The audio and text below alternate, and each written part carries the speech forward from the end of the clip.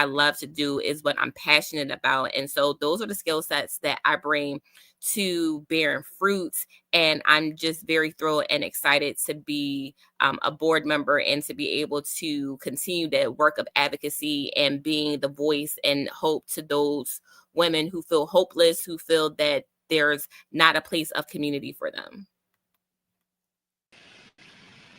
Thank you so much for sharing that, Monica. If you don't mind, resharing the very, very beginning, because we had some technical difficulties and I just realized it. Meaning, so our whole intro and all of what Rarissa said did not go live. Okay. So these things happen. So we went live right in the middle of you talking, is when it finally went out. So with that said, for those that are just now joining us, our apologies. We were ready to go and we totally started at 12. So my apologies for those that just joined in. We have kicked off our board meeting and we were just as passionate, but we're going to backtrack just a little bit so that you don't miss a beat. Right now, we're just introducing each of our board members and they are telling you the crucial role that they play in bearing fruit. And as you know, bearing fruit, we are for the community, especially for those that are dealing with infertility, reproductive health challenges. And we'll get back to some of our key goals and initiatives. But please, Monica, if you could just say at the beginning of it again, because it was so powerful and I don't want anybody to miss it. Okay, well, hello, everyone. My name is Monica Walker, best known as Monica Yvonne. I am the newest board member to Bearing Fruit, the organization. And the crucial role that I play is helping with strategy, strategic planning, and project management, which is what my skill set, my expertise is in helping. I have over 15 plus years of experience in nonprofit management. I've been in ministry, been saved my whole life. Bearing Fruit is a faith-based organization, which is one of the key things that I love, is that we all love the Lord over here. I've also been in key leadership roles, but mainly helping senior leaders in ministries and nonprofits move the needle forward in progression.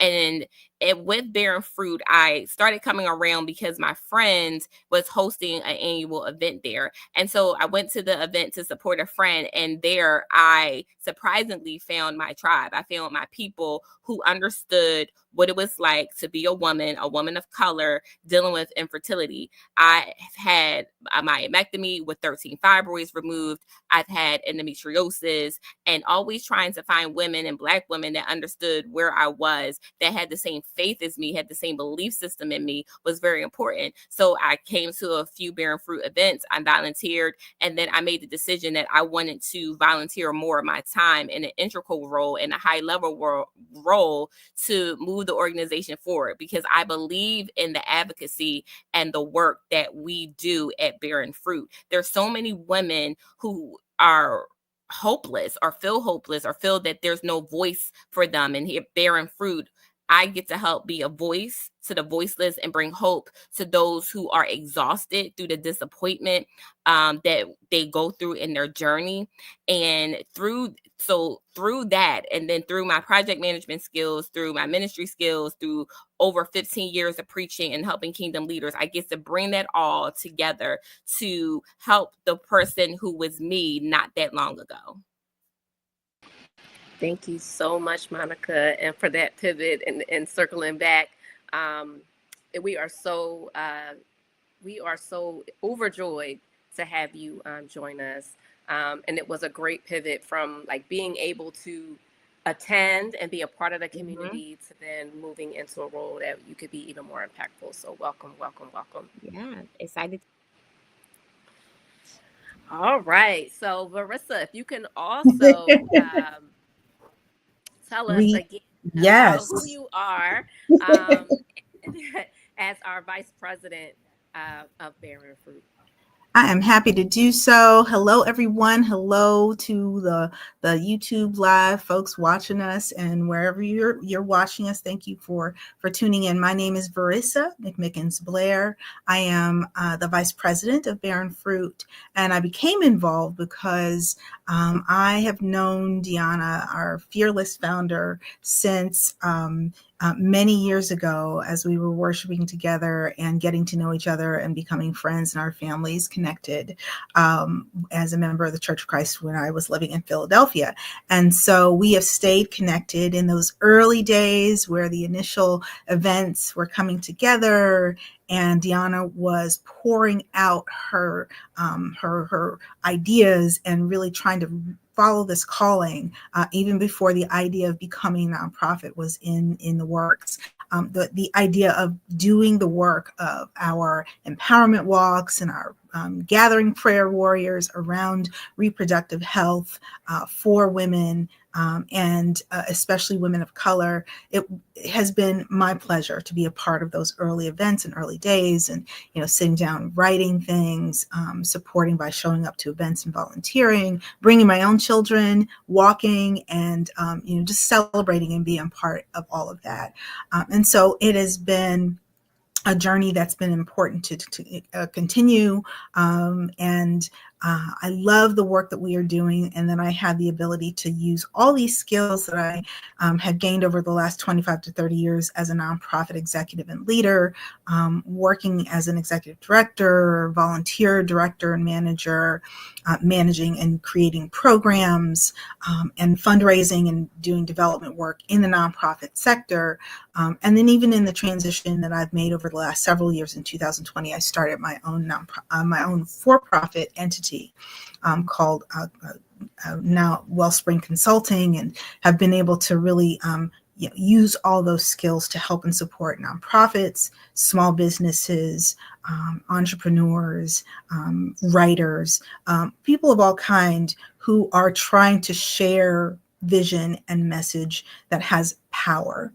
And so that is what's so exciting about being able to use all those skills and things that I've been doing for most of my career. I learned about what it means to be a true volunteer and work in the nonprofit sector from my mom, who is like the volunteer of volunteers.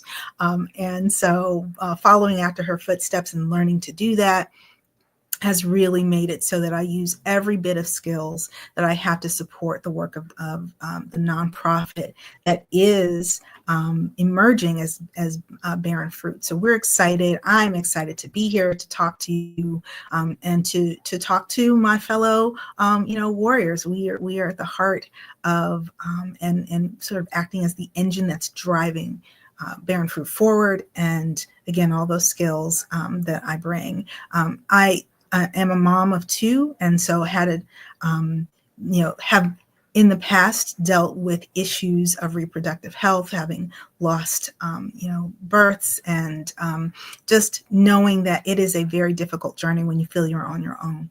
So what's so exciting about being in Barren Fruit at this time is that we are seeing the development of a community around this work, and people who are willing to show up, support each other.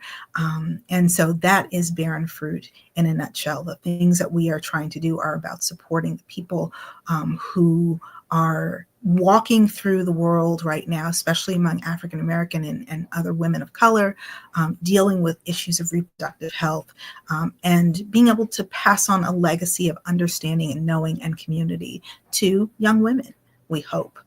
As well. So I'm excited, and thank you for inviting me to be a part of the conversation today.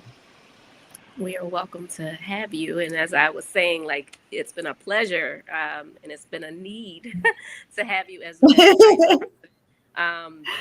Because of all the hats that I wear, you help keep me sane. Yeah, yeah, And so I yeah. appreciate your expertise and all that you know with running nonprofit organizations. And it's so invaluable. Like, I can't put a price tag on what you give to us. So thank you for that.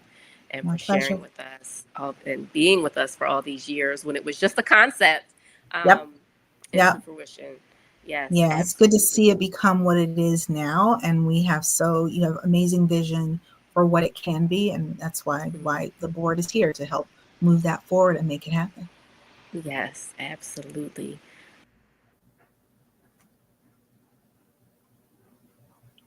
Hey, Crystal. Hey, hello. Oh, hi. My name's Crystal Pendergrass. I'm the treasurer of Barren Fruit. Um, I first got involved with the organization by attending some of the functions, suffering from fertility issues, endometriosis, over 30 years ago. And it was something that was close to my heart. Um, I'm now a retired nurse, so I'm able to bring forth some of my expertise in navigating, some of the hills and that many people of color face in our current medical system. Also, prior to being a nurse, I worked in the financial area, so therefore I'm able to utilize my skills with that as treasurer for the organization. My goal is to help, to use all of my skills to help push forward the message and to advocate and become a support system for the many people, women that are going through this situation where I often felt myself as being alone and by myself. So I just, the honest vision to become a community uh, is very dear to my heart because I still remember even after all these years, you know, being alone and feeling alone, um, not not really understand, not having the community to uh, go through this journey. So I just my goal is just to use every my knowledge and experience to help move forward the message of barren fruit. Thank you so much, Crystal, for that heartfelt um, connection that you have with Barren Fruit, because you too have been there from the moment that I was like really battling with what, you know, suffering with my infertility. And we connected in a way that I wasn't able to always connect with people at church that didn't necessarily understand what I was going through. So, just like with Marissa, like you two being on the board as people that I've really like connected with when I was really going through, um, and kind of birthing this with me, being next to me as I was like, I wanted to do something and really accepting the call when I was like, okay, this is what it's going to be. I want you to come with me. And so I appreciate you and all that you do and dedicating. And when we talk about, you know, passion to purpose, pain into purpose, Right. that journey is not easy. And I think that's something that all of us on the board share. I'm going to bring everybody, that's something that unifies all of us. We all have some connection to what we're fighting for in this mission. And I know I opened this up with a statement that didn't really go live.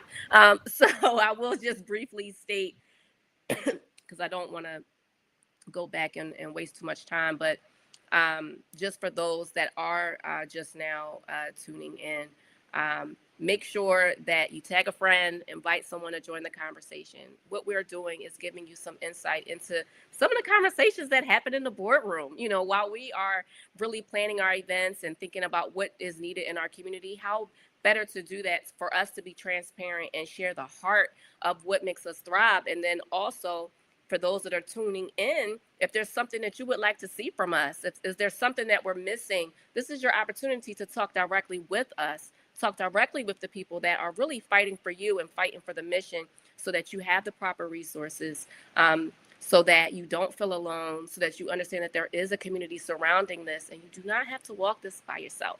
Um, we try to educate not just those that are going through, to connect them with the right doctors, with the right care team, to teach you how to advocate for yourself first, so that you can choose the proper team that will advocate with you. but then also helping to educate those that are around you. So many of the reason we feel like we are alone is because we don't have the proper people in our circle that understand and know what is needed, because we can't always communicate it. So with that said, welcome again to Bearing Fruit and the Sounding Board, Our Passion and Purpose Part 2, because the conversations get so deep, we had to do it again. So everyone should have an idea of who everybody is and what the crucial role is that they play. I did want to ask Verissa specifically to reflect on just looking back and moving forward. Okay, I think Verissa dropped off. So we will get back to Verissa. This next question is going to be for you, Monica. When we talk about our why, right? So, and when we first did this discussion, you as our newest board member, each of us talked about what our why was. And for those that have missed part one, you can, that is available on YouTube if you really want to know about each of our why. But I specifically want Monica to share, as the newest member, your unique perspective and skill set that you bring to the team and how that connects to your why. And you may have talked a little bit about that when you first introduced yourself, but if there's anything that was missed, now would be the time. Okay, so my skill set that I bring primarily is project management and strategic planning to the board. I'm sure as time moves forward, there will be other skill sets as needed. But what connects to my why is the helping of people.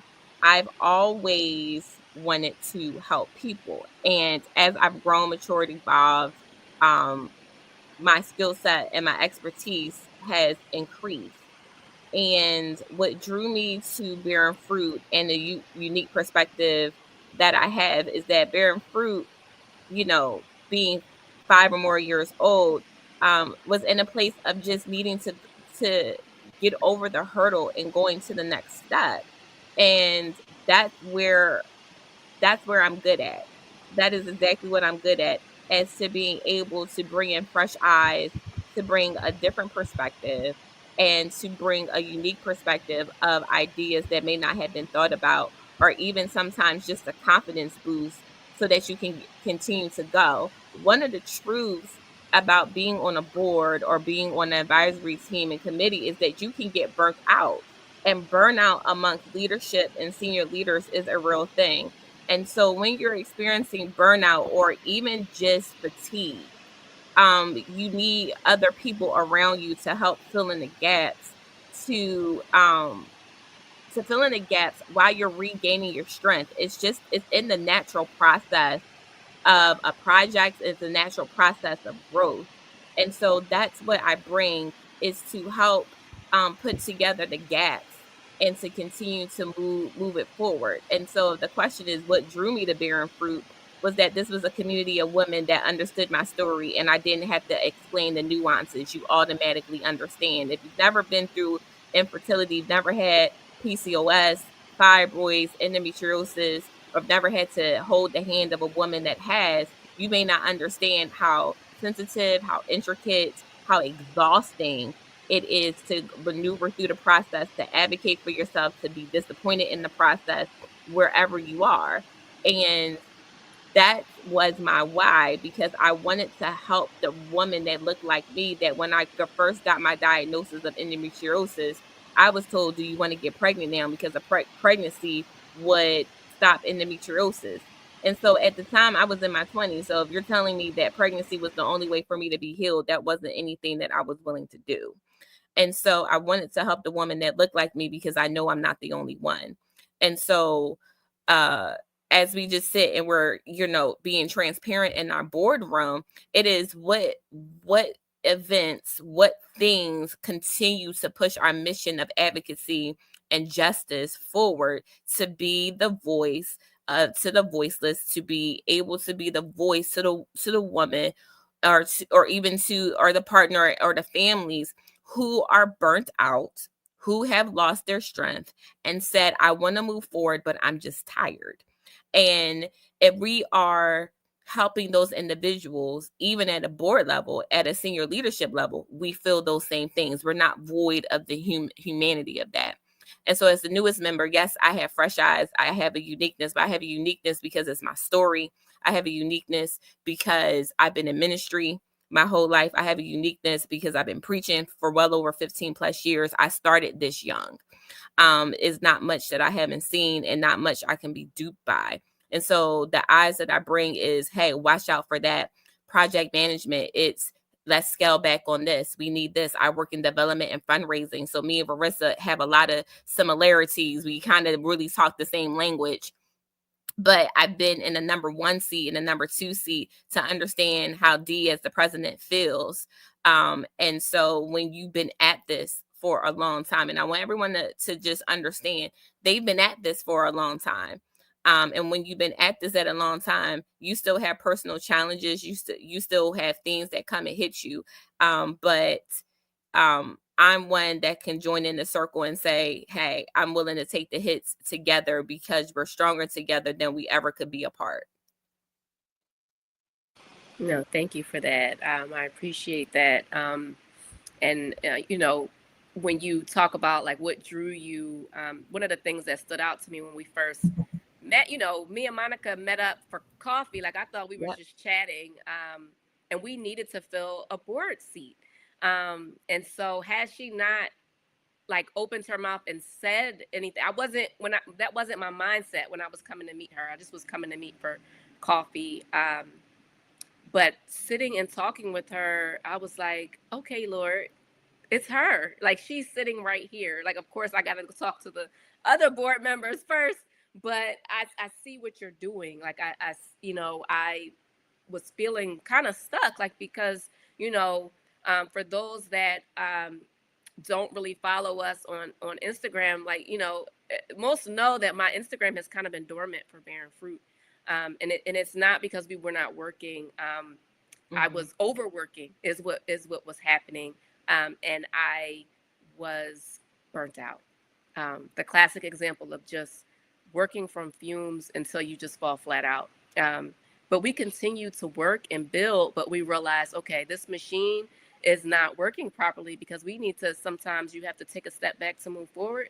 We needed to take a step back to reshape, reform, reestablish the foundation, make sure that when God gives you something, that was my biggest lesson in this season, is that when God gives you something, when you talk about being a good steward, like that's also a good steward of the calling. That's also a good steward of the mission that he's giving you in this nonprofit. And I'm mismanaging that if I'm just feeling like I'm just doing it until I fall out.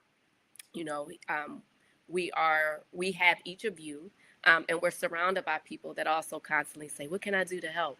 And so being able to tap in, and so just meeting with you, talking through some things, and you saying, hey, like, I'm looking to be on a board. Really?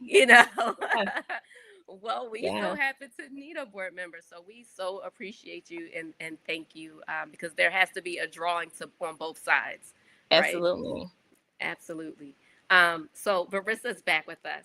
So this question is for both you, Varissa, and Crystal. We were talking about how last time we went around and really talked about what our why was, and now that was toward the beginning of the year, and so I want to ask, has your why evolved since you first joined Bearing Fruit? Like, what new experiences or insights have deepened your passion for the work at this stage? Yeah. We can start with you. So it's interesting. Yeah, thank you. I'm sorry, Crystal, let me just jump in. So I would say my why is the same, and yet it has evolved in part because my children have evolved, right? They've grown, right? And so the why for me in the beginning of all of this was because of sort of the idea of friendship and admiration of the work, but also because I had experienced miscarriage. I was an older mom when I became a mother in my 40s. And so all of the journey of that reproductive sort of health care was at times really scary and it often lonely. Um, and there were times when those who were caring for me sort of, had this attitude, hey, it could be worse. And I was like, yeah, I'm not seeing that, right? I'm not seeing how it could be worse than miscarrying, right? I'm not seeing how it could be worse that I'm not sure that I'll be able to carry a baby to term if I do have a child, right? And so all of those things were my why at the beginning of this, mingled with, again, friendship and admiration for your work. At this stage, I feel very strongly that my why is not only because of the experience that I had, but because of the experience I know others are having, right? There is a loneliness and a longing for others to connect to when you are going through the things that we are all have can all describe we've been through and that we know our community's going through. And so I would like to be able to provide that hand of friendship, that word of prayer, that word of scripture, to support. I would like to be a part of and continue to be a part of providing exciting events and emerging technologies and all these things that we are starting to explore. And then the other why for me, again, ties to what I do for a living. I absolutely love seeing and helping organizations make a vision become a reality. It is so fulfilling. It is a soul fulfillment for me. That is the why. You search for what is your personal why. And in the day to day of my work, my why is to help people see that their vision can become something that others can experience and grow from. I talk to my children every day about what we do in the world and how it makes the world a better place, right? Just our being here. But then when we begin to do things that are a part of our purpose, it helps to make the world better. And so I do believe that the work that you have envisioned, that came to you as a calling, Deanna, is something that is making the world a better place for so many, not just women, but families going through issues of infertility, reproductive health, and needing a source, needing a community to connect to. So I'm excited to be able to do that. And there's another question about what I'm most proud. I am so proud that we are just at the edge of our official nonprofit status. We undid that thing. So we are just waiting for the federal government to come back and say, choo, choo, you did it. Yes, we approve. And so that's an exciting moment for us because we've been on the cusp of that, right? We've been moving toward that. Everything that's happened in the past, 6 years, 7 years has been moving toward that. And we are there now. And so God be praised. There is nothing like being able to say we are in that space where we see not only ourselves evolving, but we see ourselves going past the cusp of something we've been longing to do and into the thick of it. Let's go. Let's go. Let's go. Let's go. It's I love it. And that's what when we talk about like taking a step back to like restructure and organize, like really looking at the board and looking at like having the 501c3, realizing, for those that weren't in the beginning, like Verissa just said, we're coming up on 7 years that Barren Fruit has just existed. But we did not have 501c status. We also did not have it established as an official nonprofit. I had Barren Fruit nestled as a brand out of my design business. And so I'm just stating that because not realizing the God-sized mission that God was really planning in me, like I didn't know that. I did not see it that Ooh. way. I didn't know that it was bigger than me. I knew it was greater than me. And I remember the first conference that we had in 2019. I spent most of that time crying, like because I knew I knew it was bigger than me. I knew I had to go forth and do it. But I thought it was just in Philadelphia. So I did banners and backdrops. All of it said Philly infertility. Um, and then I knew I wanted to speak life. I didn't want to just state infertility. I wanted to state fertility. And then I knew after the pandemic that it wasn't just Philadelphia, because we had people from Singapore and Africa walking virtually with us. And I began to connect with people from outside. Matter of fact, most of the people that were connecting with us during the pandemic weren't even in Philadelphia at all. And so I said, okay, Lord, here I am trying to, even though I say I don't want to put them in a box, sometimes we find ourselves putting them in a box. And I was putting them in a box simply by thinking it was just a thought. Thinking bearing fruit was just a movement, an initiative, which is big in itself, that it was a movement, but that it was a community, that it had a mission, that it was its own entity, that needed a 501c3. And so I did trademark the name because I knew the name was a good one. So I did do that from the very start. So just, it's been a journey, as you said, and I can't wait. We're just waiting for that status to come back for the 501c3. And I think that will allow us to really push forth what we are we have so many big ideas that we are trying to push through, and yes, be able to do that together and with this status. Crystal, has your why evolved since you first started with Bearing Fruit?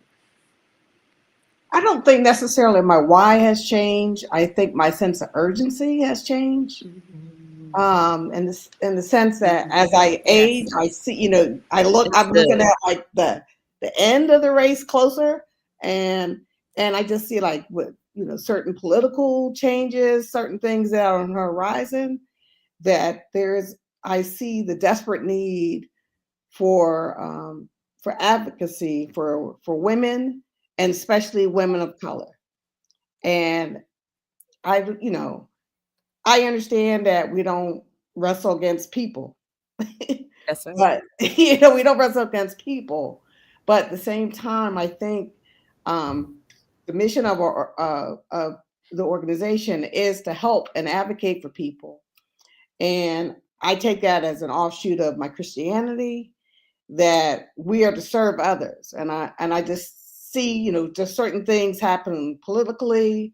I see certain things as far as the healthcare system. Just there's things out there that I understand that there's an urgent need to support and help those who need the help, and to use my experiences personally and experiences that people have shared with me to help make it easier and better for others.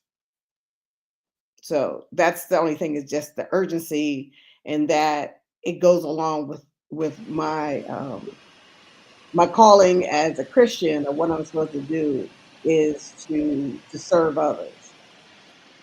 I like that. You hit that right on the money, that sense of urgency. I feel that too.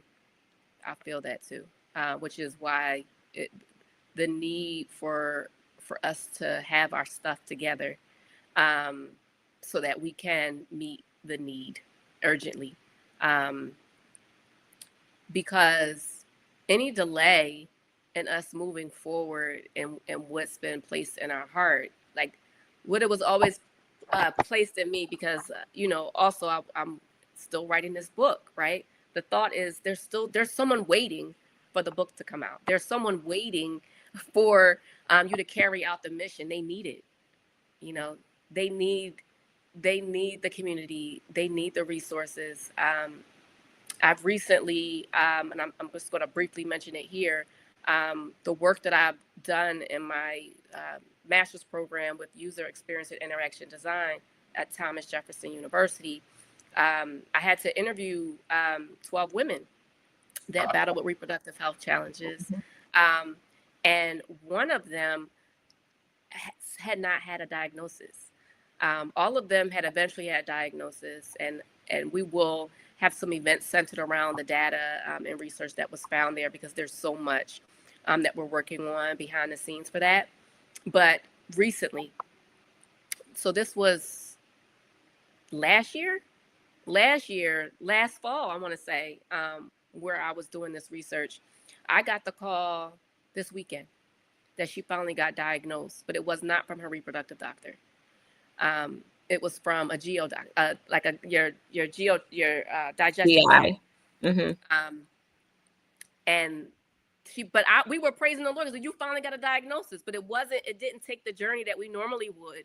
And that's with me trying to connect her with the right doctors. But even though I was sending her good doctors, if it's not a good fit, we can't move forward. So finally learning the diagnosis so we can treat it. It wasn't a good diagnosis, but at least we know now. We know what we're up against. And so when we talk about the urgency, like, people are suffering, so it's like, if not us, who? And that's the urgency, and the passion that I feel for me, and my why has definitely changed. I never even thought that I would really be as interested in being involved in the health breakfasts in Harrisburg and going up for Black Maternal Health Week. Like, I found myself going more and more up to the Capitol and being a voice and sharing stories and make an impact that can change not just lives, but how can we change things for the future? How can we change things for my daughter? How can we change things so that they don't have to experience, the young children that are coming up beneath us don't have to experience what we experience. And so with doing that, we have to start at the root. And so what we've been focusing on as an organization has really been that urgent need to tear this thing down at the root, and not just be about patching up the leak, because that's ultimately what happens. We have a leak in the roof. This is how I always describe it. You have a leak in the roof. We don't call somebody to just patch it up. And we don't call somebody to just tear the whole house down because there's a leak in the roof and we can't figure it out, so let's tear it down. And that's what they do with the female body right now. We can't fix it. I don't know why we can't fix it, because it's been so long, right? We've been battling with these issues for so long, but let's just take the whole uterus out. Let's just take it out, because it's too complex. And we don't have enough resources, knowledge, know-how, and racism running rampant throughout the system that we just don't care about the female body, and certainly not about the Black body. And so it enrages me when I think about it, and I want to make sure that we are attacking it in the way that we can. Go ahead. Yeah, and all of that you've just shared without care or competence, because so many people don't know the answers about what to do or what the impact will be when these drastic measures are taken. And so then we are the ones who end up being the evidence of what happens, right? When these things happen, when they do this, when they're like, you just keep coming in, and I'm going to draw blood this many times. I'm just going to do that every day and I'm going to take this. What? Just keep going through. You know what? We can't figure it out, so we're going to, recommend that you have a hysterectomy. Oh, okay. So, but there's not enough knowledge, competency, or caring, the idea of compassion around that. And so we have to build it. You're right. There's a quote: "If not me, who? If not now, when?" Right. And I would even go on to say to every person watching, to every woman watching, it's about quality of life. It's not even if it's I want everyone to be comfortable in saying, perhaps you don't want a child, and that's okay. Perhaps you just want a better quality of life. That is okay. Because for me, my personal journey is, while yes, I would like to have kids sometime in the future, that is not my reality today. So I had to fight for my reality to say I should have a better quality of life. I'm miserable with heavy periods. I'm tired of being nauseous all the time and still having to do work and still having to live my life, but not living my life to the fullness of it. And so my journey looks a little different because I'm not actively trying to get pregnant. I'm not actively trying to have a baby. But whether a baby is my end result or not, how I live my life today is worth fighting for. All the tomorrows is worth my fight. And so I want the That's woman it. who's like me, you just want a better quality of life. And it should not have to result in a hysterectomy. It should not have to result with a doctor not believing the amount of pain that you're in, because we as Black women are resilient. And because of our That's it. resiliency, we're able to hold in pain, or we have a higher capacity or higher tenacity for pain. And so out of that, or because we have this in there, it's in our DNA to be strong and to exemplify strength in all things, until we feel safe enough to be able to be vulnerable enough to talk about our weaknesses, or feel that we can exhale. We don't have those moments because either because you've been Mhm. in the process for so long, or because you're the strongest one of your family, or because no one else around you understands you. You have to have this layer of strength just to be able to talk coherently or feel like you have soundness of mind. And so I want to encourage you, even in our board conversation, Mhm. my quality of life is worth the fight. My quality of life is worth the advocacy. Who I am today is worth fighting for. So it's worth the fight of the diagnosis. It's worth the fight of me reporting the doctor because you had poor bedside manner. It's worth me knowing what the numbers are and seeing where technology has advanced compared to the studies on white men, because you don't understand the body, or understanding that a gynecologist sometimes does the work of an endocrinologist, and understanding that you should have a reproductive endocrinologist to be able to look at your body, and not just being settled for just a general surgeon to cut at you. And so, even though I'm a newer board member, I would say my why is consistently evolving as I sit at the table and shake the hands of women and hug women. And we've all been at, whether we're a vendor or even at Bearing Fruit events, we see where women finally just say, "I can't take it anymore," and just grateful to have a space to just be, to let the tears fall. I was one of the ones who was sitting there crying, saying, "I'm tired of no one understanding me. Why is this a thing?" And then having a whole room of 50 plus women saying, "Oh, baby girl, we've been through that. It's not you, it's all of us." Mhm. It's all of us. And so that's where, my passion and my fire comes from, because it's still me. It's not just it was me, it's still me.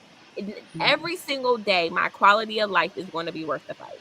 Every single time.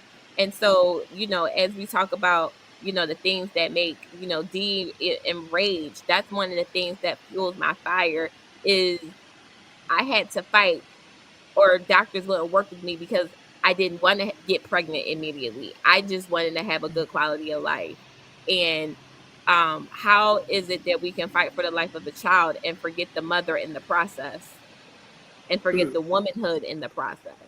Yes, that is so true. That is so true. Um, it it took a long time for me to realize that my quality of life mattered.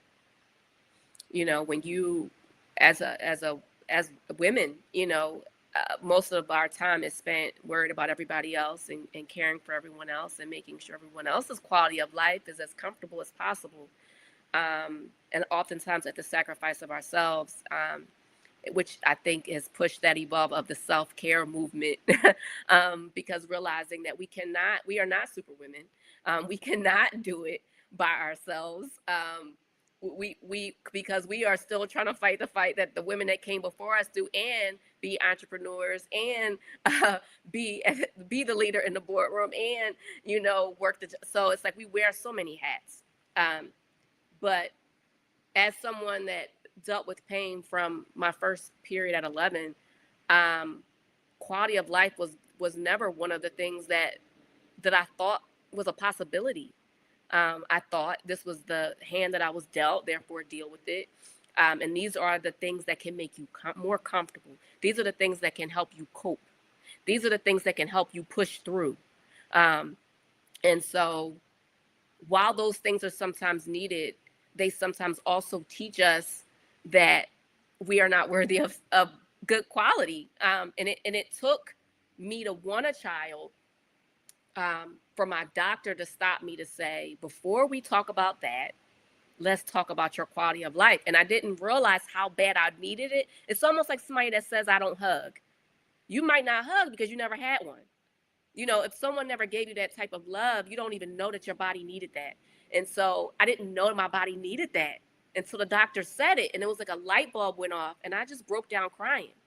He was also telling me I needed surgery, but I was crying because you saw me. And yeah, I do need quality, but I never experienced good quality of life, pain free, since I've had a cycle. So, at that time, almost 30 years of being in pain, like that was a foreign thing. So I appreciate you, Monica, for reminding us of that and being a continuous reminder of that. And because I know that there are many of us that still have that battle, even if you are trying to conceive, and whether you are not, what comes first is you. What comes first is your body. What comes first is your quality of life, and it matters. You matter. The pain you're experiencing matters, and you're not by yourself. And so that is definitely a part of why we do what we do. So I appreciate that. Um, while we have people tuned in, um, if Marissa, if you could ask those watching to take one specific action to support Barren Fruit's mission, what would it be and why? So I would ask people to dig into their treasure and determine that they can find our donate button and make a donation to support this work, because it takes time, talent, and treasure, right, in order to make this kind of thing happen. So my easy request is find a way to financially support Barren Fruit. You can donate. There is our donate at our donate button. You can purchase something from the store, right? There's merch, right? There's ways to support, and there are going to be new pieces of merchandise. I'm so excited about the things we've been talking about in terms of what we can do to help not only get the brand out there, but help people. When we go out to battle, we're getting ready to go do all these things we need to do, and we need to put on the armor, right? So we need to have our Barren Fruit armor ready to go. So we can put that on. And so I want to encourage people to think about how they're going to support us in that way, so that we can keep doing the work we're doing. It is not without financial cost, and every single dollar makes a difference. Yes, indeed. Yes, indeed. Thank you for that. Um, so we have about 5 minutes. So in the Well, last 5 minutes, what I would like for each of us to do is to name one goal or initiative that you'd like to see Barren Fruit achieve in the coming year. I would like to say how you hope to make it become a reality, but we may not have time for that. I'll give you, 1 minute. We could start with you, Monica. What is one goal or initiative you'd like to see Barren Fruit achieve in the coming year? Well, I'm going to say two. I'll say two things. The first one I would say is I would encourage everyone who is financially giving to make it a recurring gift. It is your recurring gift, your monthly recurring gift, that goes in to support the mission and the vision of Barren Fruit, so that we can continue to advocate and be the support for you. The initiative that I want to see happen is more people volunteering. We want to get to know you, and if you want to get to know us and want to be a part of us, we have volunteer opportunities at events. We even plan events um, for you, to advocate for you. And so we want you to be a part. And so there's plenty of opportunities to volunteer, to help plan, perhaps be on a planning committee, many other things that go on. And so that's one initiative that I would like to see happen, because we are not the only ones. And we know that by the hundreds of people that have connected with us throughout the years, and for the hundreds of people that have attended our event, our annual event, every year without fail. Awesome. Thank you so much. Crystal, how about you? One thing I just like for everyone listening and watching to share the mission of Bearing Fruit, share this broadcast, to take a look at our website, and um, just keep us in the mind when you come in contact with someone who may need our assistance, to share our mission with them. Um, so that's one thing. And of course, um, just getting involved, get involved, volunteering, donating. Just we appreciate all of it. Awesome. Thank you. Marissa. Marissa. So I am excited that I'm on. Can you hear me? Mm-hmm. Can you hear me? Yes. Okay. So I am excited that in 2025, there are plans to do a retreat for the first time, Mm-hmm. right? Just giving a tip of the hat for something that we have, that we've been talking about, that we would like to see come to fruition.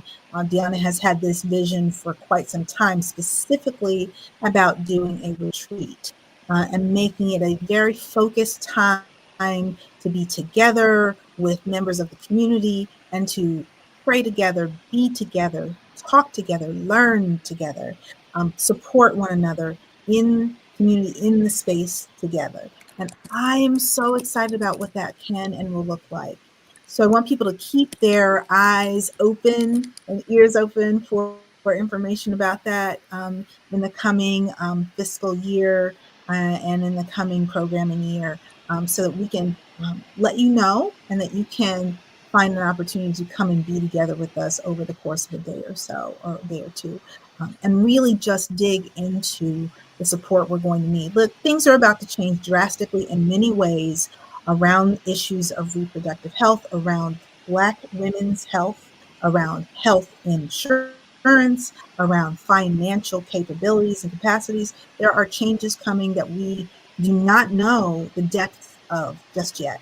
And so we are going to need each other to be together, to come together, and to support each other. And we need to be able to do that from afar, virtually, but we also will need to do that in person. So that's something I'm excited about in the coming year, and really looking forward to. The only other thing I would mention is that we're going to transform this 501c3 status into an actual living, breathing thing that supports and moves and does all the things that we want to do. So, and translate that into support from foundations and others as well. So we're looking for support in that way.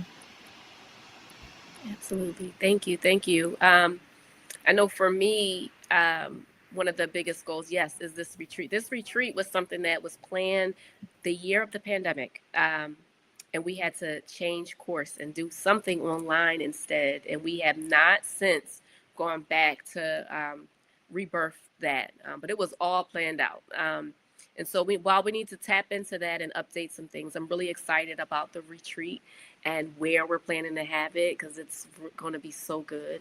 But there's also so many cool things that are also just creatively that are in my mind. I have models for like an exhibit, like the launch of this book, like a mural wall. Like there's so many ideas that are being discussed in the boardroom that I can't wait for us to be able to launch and share with the community. And also, I cannot miss without before we go is amplify.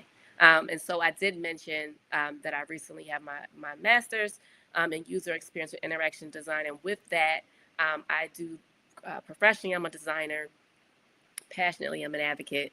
And this tool allows me to marry both of those things. And so we talk about design advocacy, designing tools that allow us to advocate. And so Amplify is one of those things that also is going to be coming out and bearing fruit. And right now you can sign up. And so right now we are looking for people that need the resources, that want to learn a little bit more about a tool that could potentially get help into the hands of the people that need it.